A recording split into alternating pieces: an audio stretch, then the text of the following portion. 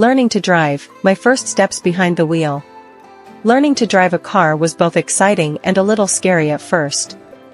I began by understanding the basic controls: steering wheel, brakes, clutch, and gears.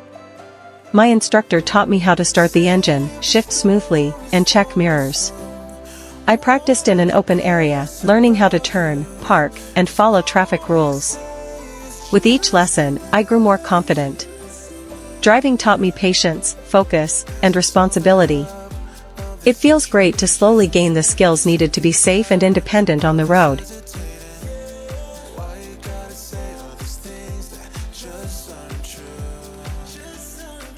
'Cause when we